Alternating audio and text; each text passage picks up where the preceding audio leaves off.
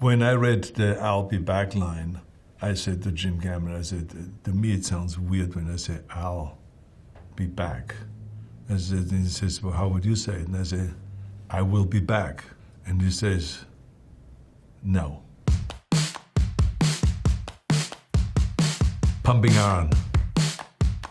Well, interestingly enough, Pumping Iron was a documentary about explaining bodybuilding. It was not about me, because you never know who is going to win. Doing Stay Hungry, the film that I did before Pumping Iron, I had to reduce my body weight down to 210. So the question was really, can I come back again with 240 pounds and then win the Mr. Olympia again? So that was questionable. So therefore, no one really focused on me per se, but they focused more on bodybuilding itself. I just happened to emerge as the personality in the bodybuilding field. And so that's why the cameras were then more on me. I happened to win the competition against some tough competitions, against Lou Ferrigno, for instance, and Sergio Dubre and Franco Colombo, and guys like that were really tough competitors. I think it was also, it lent itself for me being myself. So I think that people didn't only just see me in Stay Hungry as an actor, but they saw all of a sudden what I'm really like. So I got, Conan the Barbarian because of Pumping Iron. It was like the movie where I showed my personality, and Ed Pressman saw that movie, Pumping Iron, and they said, finally we found a guy that has the personality and has the acting ability and has the body that is able to play Conan the Barbarian. Franco is pretty smart, but Franco is a child. And when it comes to the day of the contest, I'm his father. He comes to me for advices. So it's not that hard for me to give him the wrong advices. The saying, milk is for babies, and I drink beer. That is because of my Munich days.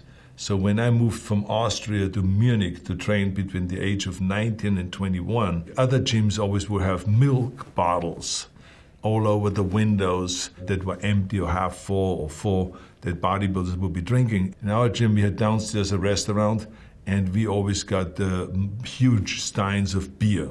So we had just beer all around the windows and around the gymnasium. And I refused to drink milk because I hated milk. And so beer was really for me to drink, to have while I was working out. Well, you drink skim milk, don't you? No, I drink no milk. You don't drink any milk at all? No milk, no. Milk is for babies. When you grow up, you have to drink beer. Pumping Iron is being shown just about in all the gyms around the world 24 hours a day. So it doesn't matter which generation you talk about. The new generation that is walking in now into the gym still see Pumping Iron, and they still see me winning. And so when they come to Gold's Gym here now in Venice, they know everything about me. I think that this movie has its life, has its own life, and it will go on forever, I think. And I think that it is really one of those great documentaries that really has established bodybuilding in a big way, because bodybuilding was kind of like a hidden kind of a sport. It was, no one really understood it, no one really could explain what it is about. And I think that Pumping Iron did all of that, it explained that. Conan the Barbarian. My goal was to be a leading man. And I was told many times by managers and agents and studio executives that this would never happen. That someone with an accent like me has never become a real leading man and a big star in America. That Americans like to hear people who sound like John Wayne or like Clint Eastwood, but not like me. That I may be good for Hogan's Heroes if they ever make a remake or something like that, but definitely not for any other movie.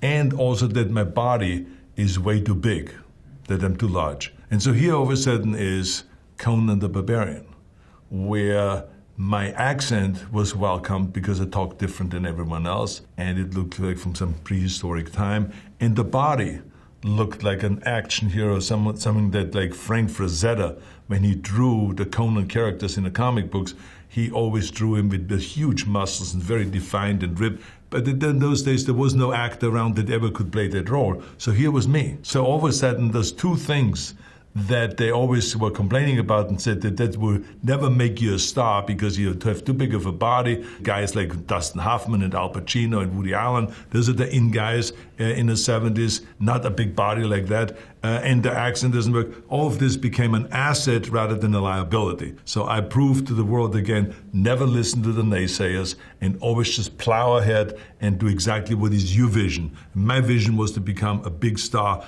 and to become not only a big star, but to become the highest paid entertainer in that field, which I eventually then became when I did Batman and Robin. Almost 20 years of pitiless combat.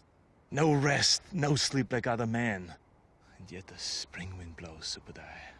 This was really the only movie where I had more responsibility of doing my own stunts than any other movie, because there was no one around, no stunt guy that had the same body. So Terry Leonard did some of the wide shots when from far away, when you see Conan riding on a horse or something like that, he would do that because, you know, with the war paint and with the camouflage paint on it and all that stuff, we got away with it. But in close-ups, there was no way because he had an ordinary kind of athletic body, but not a bodybuilder's body like I had or like the Conan body. So I had to end up doing a lot of the falls, a lot of the sword fights, a lot of the things on horses, the big battles on horses, all of this crashing together with horses, falling off the horse, all of this stuff I had to do myself. And luckily, I was young enough to sustain the punishment because there were a lot of injuries at that time. I remember the first day I shot, I had to get stitched up. I had 12 stitches on my back because some wolf pulled me down from the rocks and I fell with my back on rocks. It was all the way from the beginning to the end really wild and a great experience. And John Milius, the director, loved it. He says, this is exactly what it's all about. This is a tough movie to shoot, and this is a Conan era, and this is exactly the way we wanted it. So he really got off on all those kind of things. The Terminator. When I was hired to do Terminator, I really think, I mean, the day maybe the studio executives that were around then and various different people would tell you differently because they always say, I told you so type of thing. But the reality of was, I think they treated it like as a B movie, as a B action movie. Here's just another one because a year before came out Exterminator, now it was Terminator, and then what else is gonna be next type of thing, right?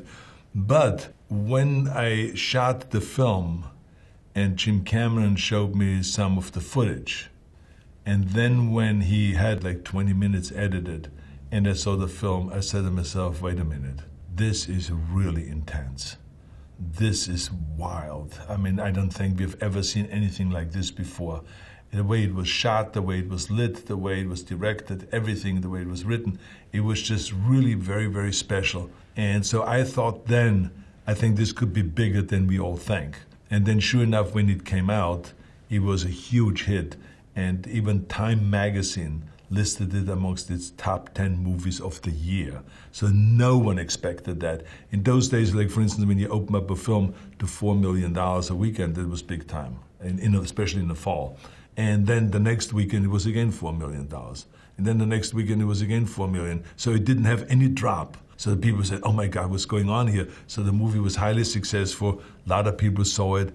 And it was actually, in this particular case, it was the audience that demanded a sequel. Nice night for a walk. Wash day tomorrow. Nothing clean, right? Nothing clean, right? Hey, I think this guy's a couple cans short of a six-pack. Your clothes. Give them to me, now. You asshole! When I read the I'll be back line, I said to Jim Cameron, I said, to me it sounds weird when I say, I'll be back. I said, and he says, well, how would you say it? And I say, I will be back. And he says, no.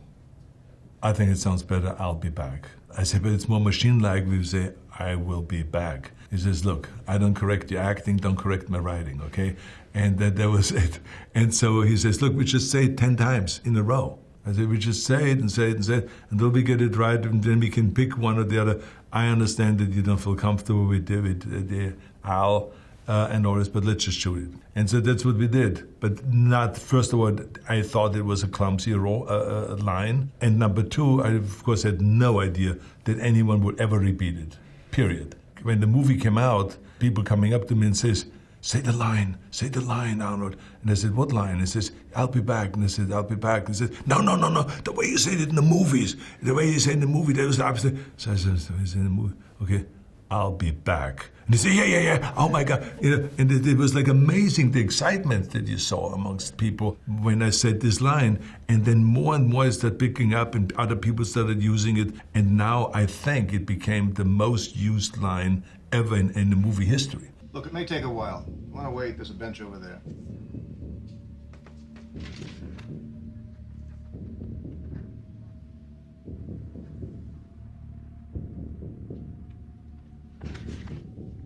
I'll be back. I think that we don't know ahead of time, even when I said hasta la vista, baby. I think it may be the way I say it that makes it then kind of unique, because it's like also when we did the movie, Kindergarten Cop, and I said to the kids, it's not a tumor at all. So it's like the way I say tumor and all this, like, I just pronounce chapa, I don't pronounce the ERs and all this kind of stuff. And I think that it is a lot of times the way I say it, but I don't think you ever know when you look at the script that this line will be repeated very often. Terminator 2. Jim Cameron is just a genius writer. Because to come up with this idea to make the Terminator become a protector that hangs out with this kid, and because of that relationship, he starts learning human behavior, how to be more cool, and how to high five, and and how to say certain things, certain sayings, and all this, made it very, very precious, I think, because he was trying very hard. When the kid says, he says, like, you never smile. You never smile, just smile, and I would go like this. He says, oh my God. All right, that was a good try, You gotta listen to the way people talk. You don't say affirmative or some shit like that. You say, no problemo. And if someone comes off to you with an attitude, you say, eat me. And if you want to shine them on, it's hasta la vista, baby. Hasta la vista, baby. It really lends itself to some funny moments. So I think that it was really important in the movie, and I think this is why the movie really was so successful, because it was a totally different spin. Here's Terminator all of a sudden, not the killing machine, but a protector. So what an interesting spin. He was programmed differently. And I think that people really enjoy that, even though I never killed anybody in Terminator 2. I only shot people at the knees or just, broke their backs or whatever and blew up the police cars, but I didn't really kill anyone because I promised this to the kid that I would not kill anybody. Just put up your hand and say, I swear I won't kill anyone. I swear I will not kill anyone. What the hell are you doing? You son of a bitch! He'll live. Twins.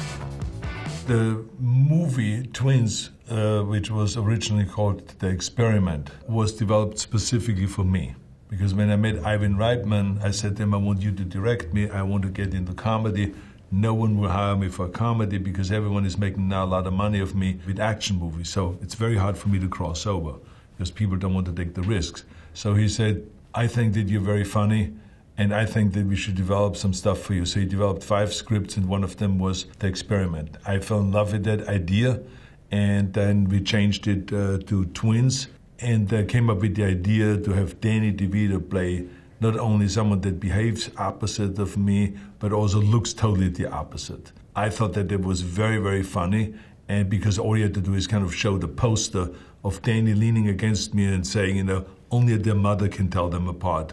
I mean, it made everyone laugh. And so it was hugely successful.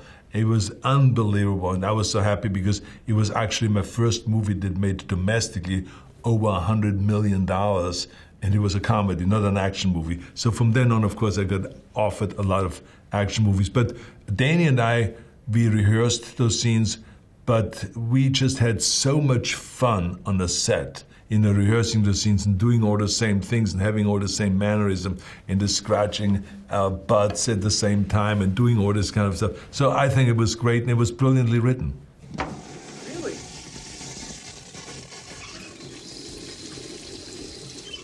Were you nervous the first time?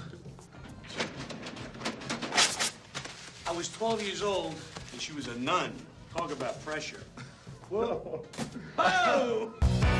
Kindergarten Cop.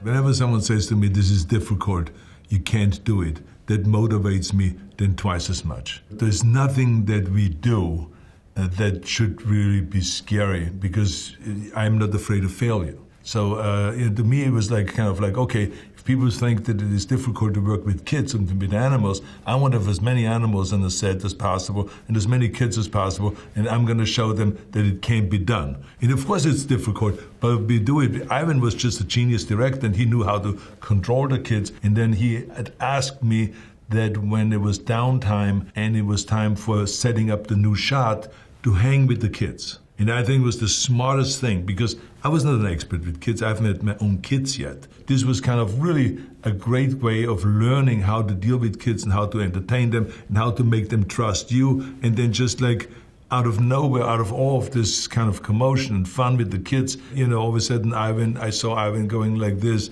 that he's roaring.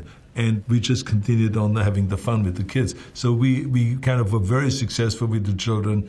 They were great actors, and some of them became the great actors later on and so on.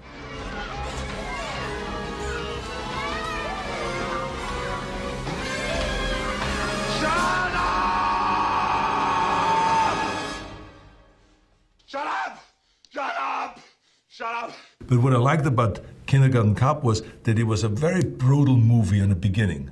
To hunt down this drug lord and this no good guy. It gave me the opportunity to come in as the toughest cop and then have to develop this other side of me because I'm now stuck with the kids.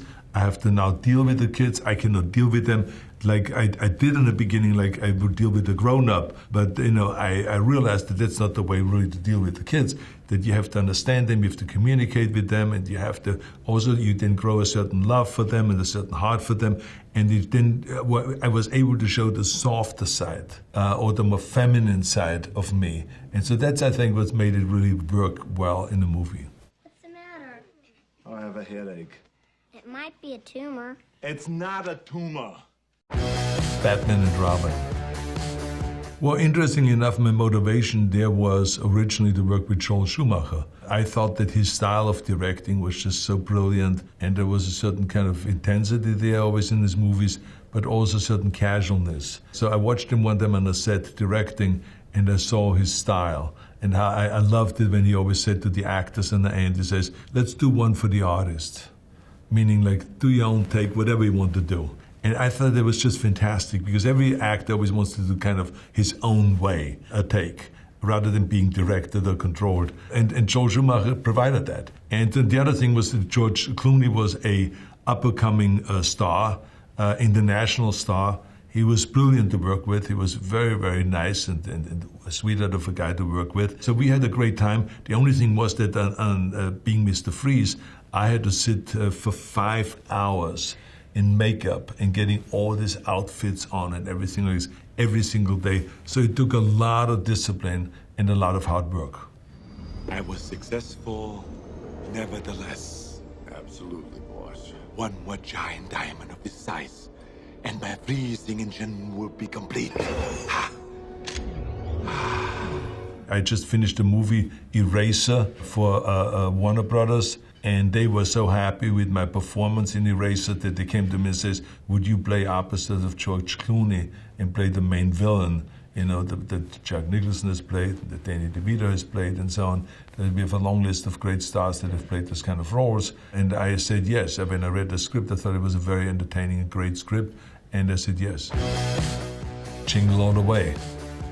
Well, again, I was very heavily into the idea of doing one action movie where we use the biggest guns and the biggest actions and the biggest amount of killings and stuff like that. But then again, to come back with something totally opposite, which is a very entertaining movie because of its comedy. The Christmas movie, Jingle All the Way, was one of those great scripts that was offered to me, and I thought the world of it. Me just running after this toy and then running in and having someone trying to do the same thing, and then all of a sudden it creates a huge fight between us. So there was action there, but very comedic action, and very touching also because I'm trying to satisfy my son that I've promised this Turbo Man toy.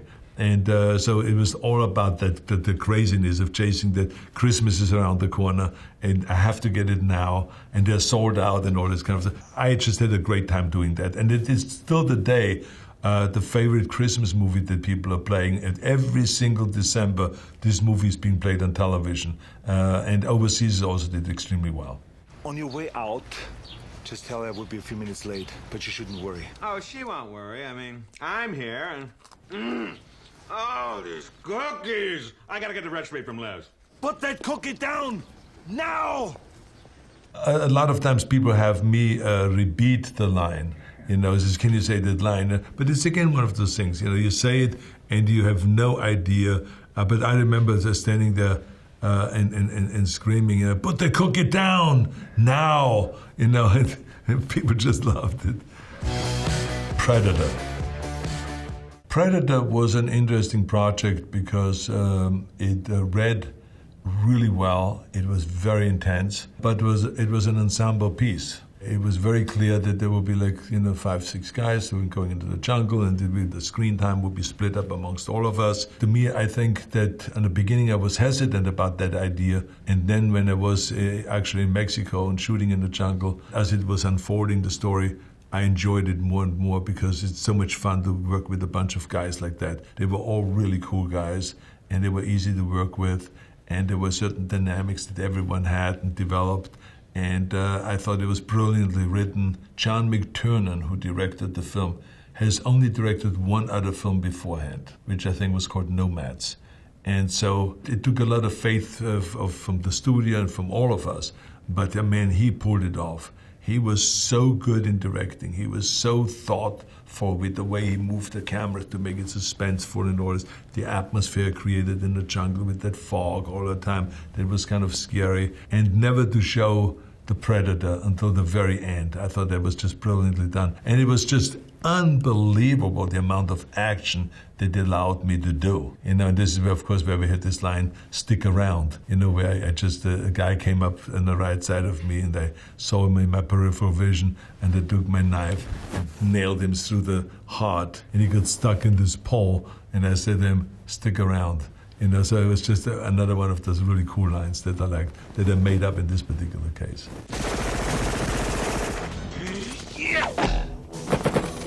Stick around. It was really amazing when we finally showed the Predator, and it was created by Stan Winston, who was one of the most brilliant kind of makeup special effects guys. And I think that he won the Academy Award twice and stuff like that. But he built that and he created that. And it was so well done. It was really tall. They had a basketball player and that was 7'2" that was carrying this kind of mask and this outfit. It looked scary. It looked slimy. It looked weird. It looked so bad that it came natural to me to say, "You are some ugly motherfucker." It came kind of natural. It was kind of improvised, that line. And then they kept it in the movie.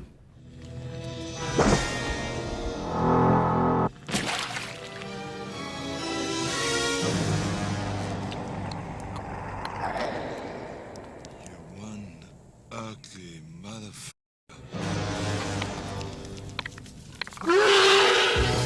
Total Recall. I was after Total Recall for many, many years. Dino De Laurentiis owned the movie and he was going to do it with Jeff Bridges. So I was very happy when Dino De Laurentiis had financial troubles at one point and had to sell some of the projects, and one of the projects he sold was the Total Recall. I called Andy Vania and Mario Casar immediately and I said, you got to buy this project for me. That afternoon when I called them, they bought the project from Dino.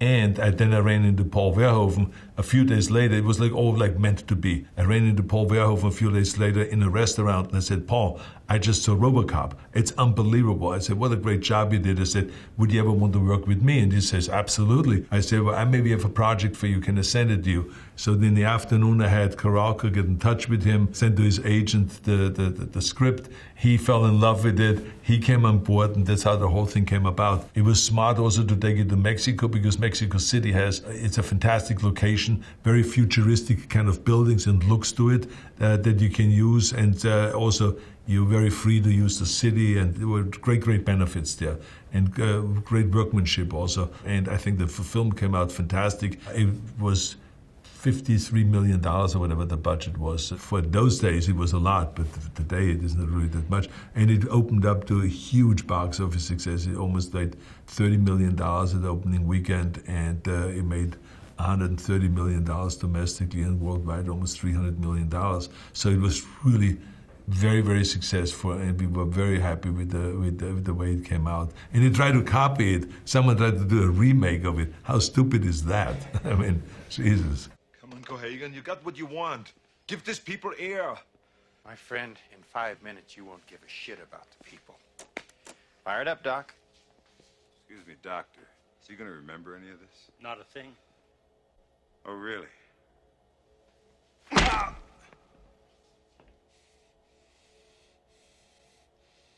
Yeah, well, Sharon Stone was a hardworking actress. You know, she really made me shine in a movie. She played this wife of mine that was doing evil things to me, and I couldn't wait to get rid of her. You know, then it was the famous scene where I finally shot her, and as they considered as a divorce.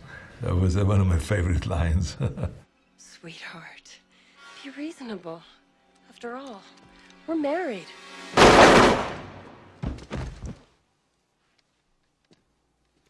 Consider that a divorce. True Lies.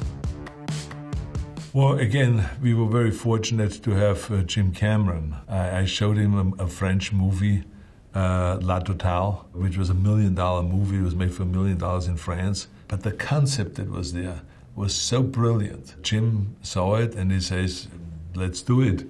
And, you know, which is very hard to do for Cameron to commit to a movie. He fell in love with it. He went out and wrote the script. And he wrote it, of course, huge. As you can see, it took us 6 months to film. We were all over the place, you know, from Los Angeles, Washington, and Miami, and the Keys, and I mean, everywhere. But it was wonderful to work with Jamie Lee Curtis, because I knew Jamie Lee Curtis and skied with her in Sun Valley. So we have a home up there in Sun Valley, and so we knew each other very well. So when she was hired, I was very excited about it, because I thought that she's a really good actress. So it was great to work with her on this film.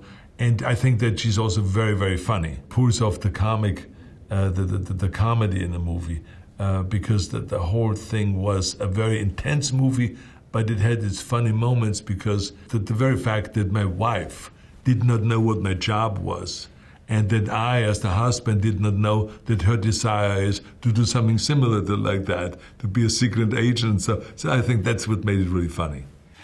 Ellen, wait. Harry. Yes, it's Harry. I know it looks bad, but I can explain.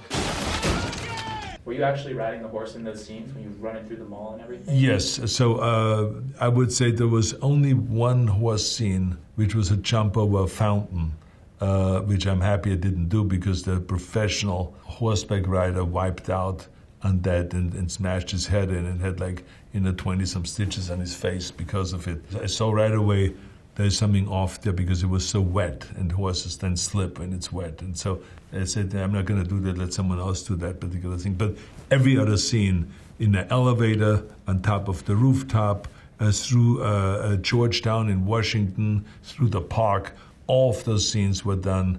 I rode the horse. Terminator, Dark Fate. You know, in Terminator, you know, I can do those Terminator movies from here to eternity. The trick of it is, and I think it's very smartly done, the body underneath the endoskeleton, the metal skeleton, all that other stuff, stays the same. So the abilities, his abilities stay the same. But the outside, the flesh, ages just like any other human flesh does. So that makes me get away with looking older, and you know that you can do a movie like that 30 years later. That's the great thing about the writing. And I love doing the Terminator movies, especially when there is continuous growth. in a character. And what you will see in this Terminator is that he has been, just like in Terminator 2, where there's a little bit of human behavior that he starts adopting. In this one, he is even much more. That has certain kind of a effect, the way he was programmed. At what point does he override his own programming? There's all of those kind of issues we're dealing with in this movie. So it's really fascinatingly well written. Again, Cameron was involved with that. And as you know, that I'm just, I think, the world of his creativity and his thinking and his talent. And so he's very passionate about Terminator, got involved with it, got Linda Hamilton to come back to the project, wrote her into the project as a main character. And so we had a wonderful time with Tim Miller directing it. I can see you're very upset. I'm going to help you protect the girl. You know, it really doesn't make any difference to me. I think each one has advantages and disadvantages. I think that it's the advantage of playing a hero, obviously, is that you're the heroic guy that wins in the end and all that stuff. As a villain, you have the advantage that you can go all out and do things that you normally cannot do as a hero, because it would not be a certain thing. You can be a certain cruelty or the way you kill people and all of that stuff. So that's why that was so attractive about being the Terminator, because he doesn't give a shit. I mean, he's a machine. So he just steps over toys. He just, goes and rips out your heart, as I've shown in Terminator 1. So he will just tear your head off and wouldn't think twice about blood squirting around or anything like that. That's not his concern. As a matter of fact, it doesn't even show in his face any satisfaction whatsoever when he kills 5 people within 1 second. And people really enjoy watching villains and watching kind of nasty things being done, where they say, oh my God, I have to close my eyes. I love that. There's nothing that I love more than when I do a film, we've seen it in Terminator, we've seen it in Total Recall, where there are certain things where people just close their eyes and says, I cannot take it, because that is really then entertaining. It has been a great honor for me to be involved in a movie where you get voted as one of the top 10 heroes, but at the same time one of the top villains. I don't think there's anyone out there that has been put in that kind of a category before. I don't really have a favorite because I don't know really what the definition of that is. For everyone it's different. I think undoubtedly that my favorite of making of the movie was Twins and Kindergarten Cop. We were laughing the whole day. It was entertaining, like being with Danny DeVito in Twins or being in Kindergarten Cop with a bunch of kids that always kind of throw you off because they always say don't work with kids and don't work with animals. But I had the greatest time working with those kids. It was really fantastic. And you gives you then a lot of space for improvisation because the kids are improvising. They're not staying with the script. They wouldn't even know how to stay with the script. So I think it makes it very lively. So I had the greatest time doing those 2 movies. But when it comes to my favorite, when to the outcome, then you have to add also, of course, True Lies or Terminator, some of the Terminator movies that I've done, if it's 1 or 2, or the last one, Dark Fate. There's a whole bunch of movies then that come into that field, but it's very hard always to just say, this is my favorite. Well, thanks very much for listening to my kind of spiel about my iconic characters that I've played. If I missed any of the movies, we're going to talk about it maybe in the future, okay? Hasta la vista, baby.